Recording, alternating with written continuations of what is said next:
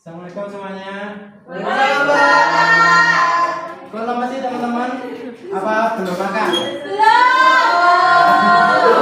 Wajar sih kan, memang jam IPS itu jam-jam rawan ngantuk cuma.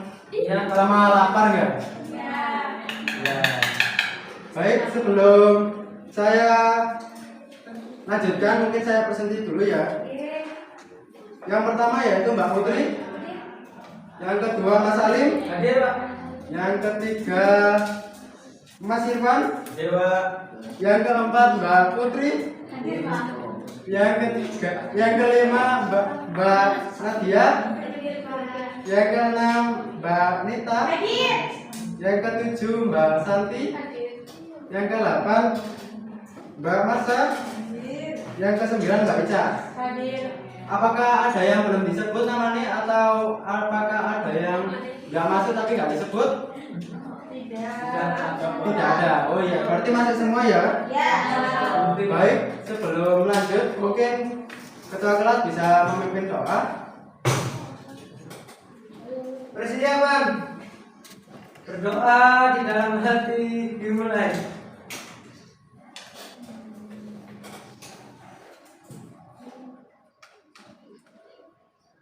Berdoa selesai. Baik. Kemarin kan saya sudah menerangkan tentang perubahan sosial dan juga bentuk-bentuk perubahan sosial.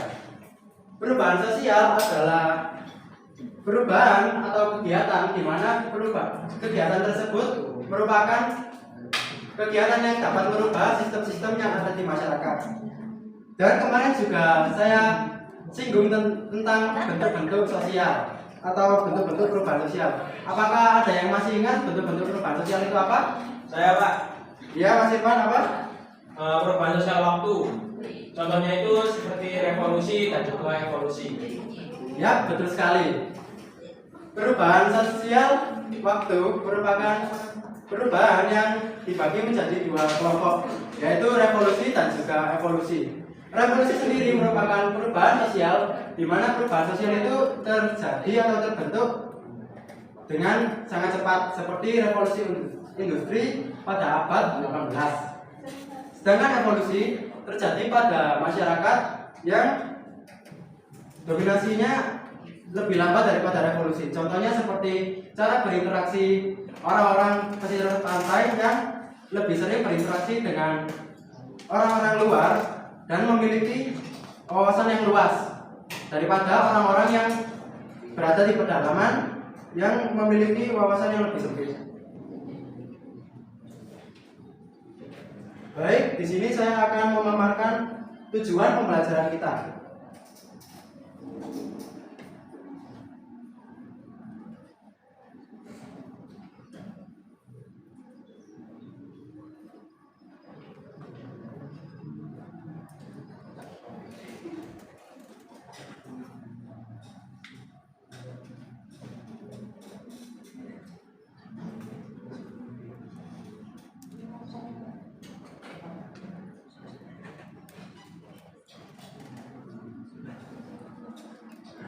Nah, tujuan dari pembelajaran kita kali ini yaitu ada 3, yaitu untuk mengetahui apa sih perubahan sosial itu. Sedangkan yang kedua yaitu untuk mengetahui apa saja sih bentuk dan juga contoh dari perubahan sosial. Serta yang ketiga yaitu yang paling penting, kita dapat mengetahui apa saja perubahan yang ada di lingkungan kita.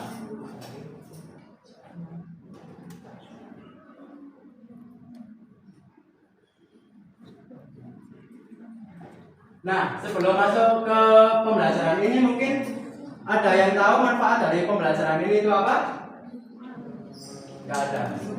Nah, mungkin saya jelaskan ya manfaat dari kita mengetahui perubahan sosial itu apa. Manfaat dari kita mempelajari perubahan sosial itu, kita dapat menganalisis perubahan-perubahan yang terjadi di masyarakat, baik dari masa dulu hingga masa sekarang. Nah, nanti setelah saya memaparkan materinya, mungkin kita akan membagi satu kelas menjadi 2 kelompok yang anggota kelompoknya masing-masing 4 kelompok ya. Mungkin ada yang 4, ada juga yang 5. Nah, mungkin sebelum mengawali pembelajaran kali ini, mungkin kita bisa melakukan ice breathing agar kita tidak ngantuk. Mungkin bisa berdiri semua anak-anak.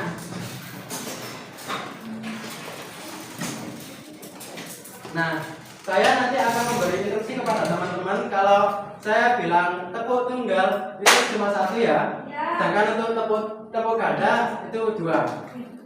Baik anak-anak, mungkin kita mulai ya. Dari hitungan 1, 2, 3. Tepuk tunggal, tunggal, tunggal, ganda, ganda, tunggal, ganda, tunggal, ganda, tunggal, ganda, tunggal, ganda.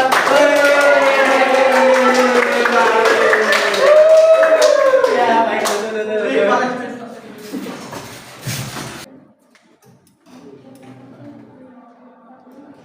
baik, kita akan masuk ke materinya, yaitu pengertian dari perubahan sosial. Perubahan sosial adalah bentuk peralihan yang telah mengubah tata kehidupan masyarakat. Kondisi ini berlangsung secara terus-menerus karena sifat sosial yang dimiliki oleh manusia itu relatif dinamis dan berubah-ubah. Contohnya pada aspek gaya berpenampilan seseorang yang dulunya memiliki gaya rambut ala kadarnya. Namun pada saat ini seseorang memiliki gaya rambut yang berbeda-beda. Ada yang panjang, ada yang pendek, ada yang gundul mungkin, ada yang botak juga. Jadi setiap gaya hidup yang dimiliki masyarakat itu memiliki tahun-tahunnya masing-masing.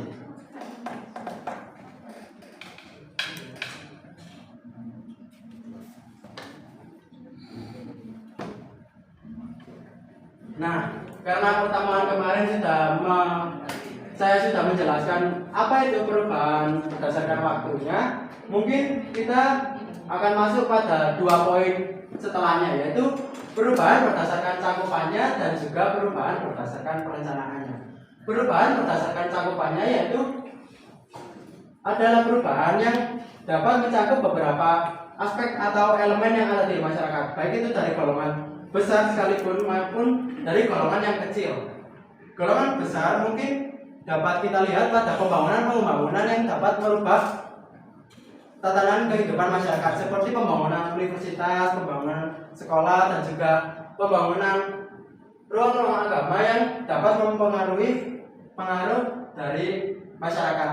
Sedangkan pada pengaruh yang kecil mungkin sudah saya singgung pada aspek sebelumnya, mungkin gaya hidup, gaya berpakaian, mulai dari gaya rambut, pakaian, dan juga celana sekalipun itu dipengaruhi oleh lingkungan serta teman sebaya mungkin ya. Sedangkan perubahan berdasarkan perencanaannya yaitu perubahan yang dibagi menjadi 2 hal, yaitu perubahan yang direncanakan dan juga tidak direncanakan.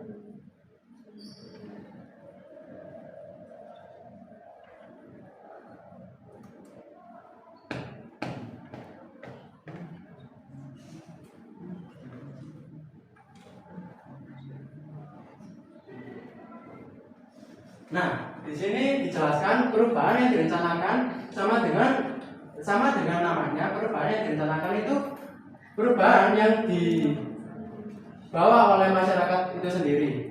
Contohnya pada pembangunan jalan tol yang dapat membuat mobilitas seseorang atau masyarakat Indonesia menjadi sangat lancar, yang dulunya mungkin melewati jalan-jalan yang kurang enak, sekarang terdapat jalan tol untuk membantu masyarakat Indonesia dalam melakukan mobilitas sosial.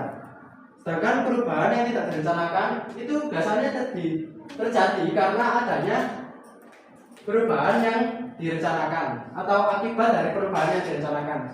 Pembangunan jalan tol yang ada di Indonesia mengakibatkan tanah-tanah yang ada di Indonesia itu mengalami tanah longsor, karena tidak jarang pembangunan jalan tol di Indonesia itu menebang dan juga melakukan kegiatan-kegiatan yang dapat merusak lingkungan.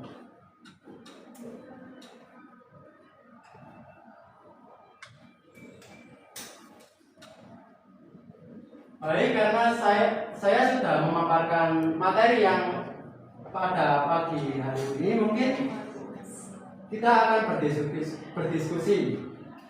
Baik, untuk kelompoknya mungkin saya langsung pilih saja ya. Untuk Mbak Putri, Mas Alim dan juga Mas Irfan serta Mbak Putri menjadi satu kelompok. Sedangkan kelompok duanya yaitu Mbak Nana, Mbak Nita, Mbak Santi, Mbak Marsa dan juga Mbak Ica menjadi kelompok yang kedua. Di sini saya akan memberikan tugas, yaitu kita harus menganalisis contoh-contoh perubahan yang ada di sekitar kita. Karena tadi ada 2 poin, yaitu perubahan sosial berdasarkan perencanaannya dan juga perubahan berdasarkan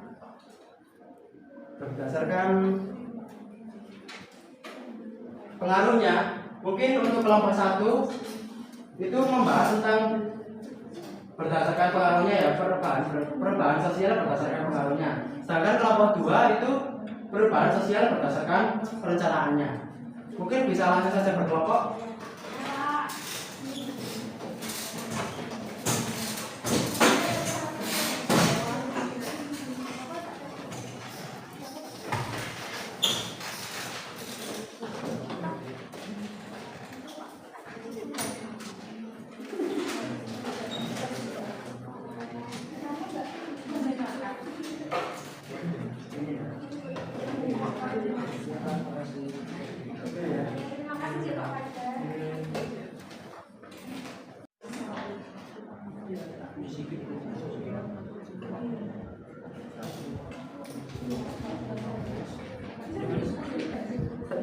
Iya, iya nama kelompoknya ditulis ya.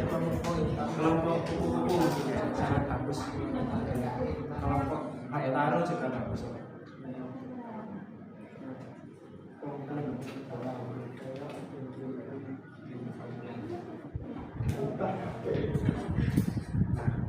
Nah, terus ditulis ya nama anggotanya siapa.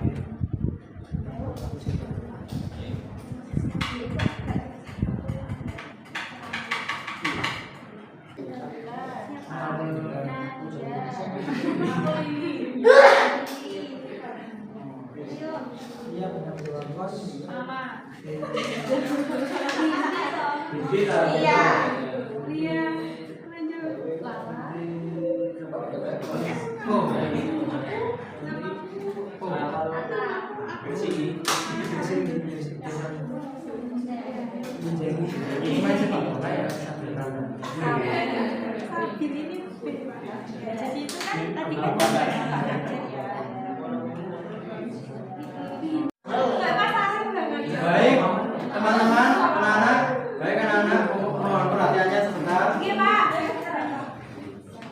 Mungkin bisa dirapikan dulu ya tempat duduknya seperti semula.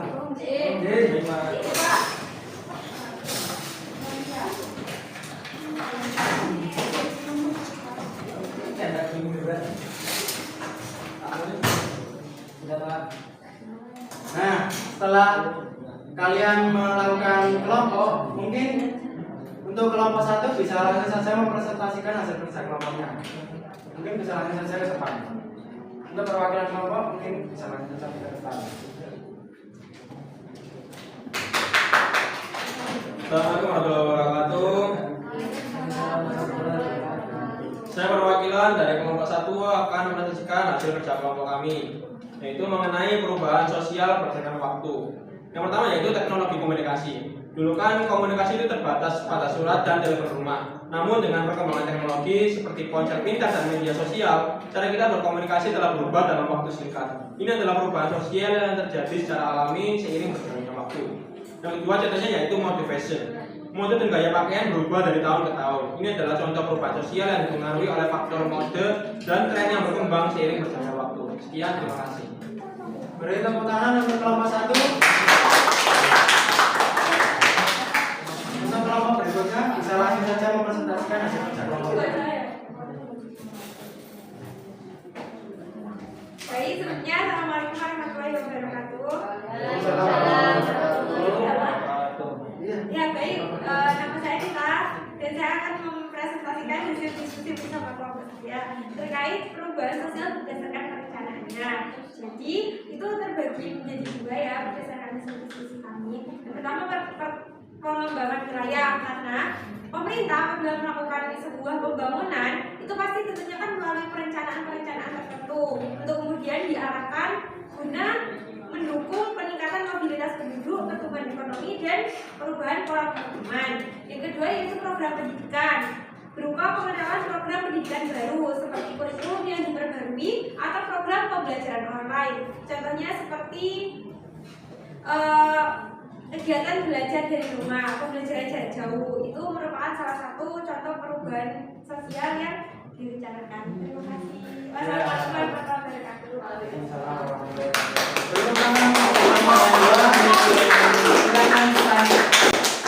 Bagus. Nah, setelah kita sudah mempresentasikan dan juga melakukan diskusi kelompok, alangkah baiknya kita melakukan evaluasi.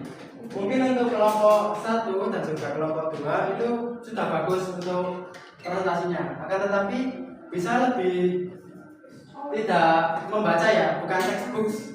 Mungkin bisa lebih menghafal, mungkin bisa juga lebih memahami materi. Itu. Dan juga kita juga dapat melakukannya dengan menggunakan bahasa kita sendiri. Jadi kita nggak bingung gitu loh, apa yang dimaksud dengan kita. Baik, untuk kegiatan berikutnya yaitu kesimpulan. Mungkin ada yang bisa menyimpulkan apa dari yang kita dapat dari melakukan kegiatan pembelajaran kita pada sore kali ini. Mungkin Mas Salim. Baik Pak, terima kasih atas kesempatannya. Kesimpulannya pada hari ini kita belajar tentang perubahan sosial, di mana perubahan sosial ini terjadi di masyarakat dari masa ke masa, dari periode ke periode. Dan perubahan sosial ini akan merubah struktur dan pola dari masyarakat itu sendiri.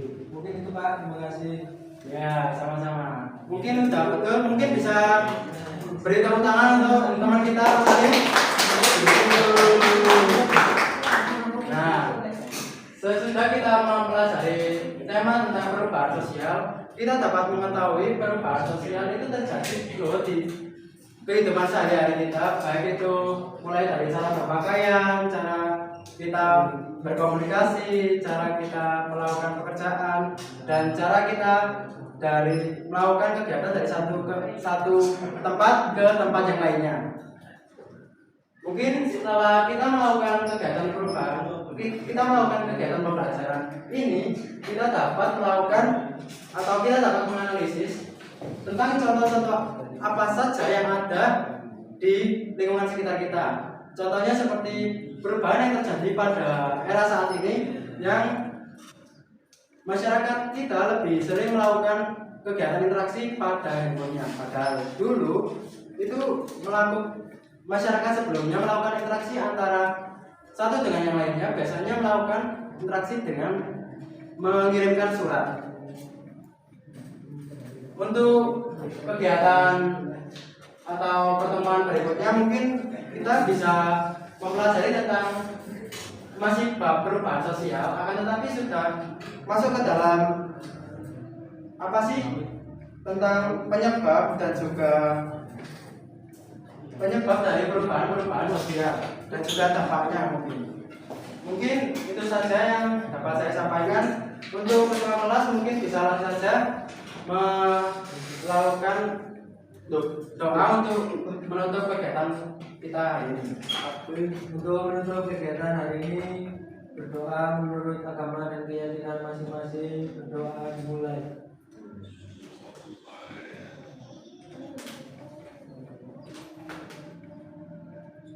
Berdoa selesai. Nah, teman-teman, mungkin itu saja pembelajaran kita kali ini. Ada kurang lebihnya mohon maaf. Wassalamualaikum warahmatullahi wabarakatuh. Waalaikumsalam. Terima kasih teman-teman. Terima kasih Pak.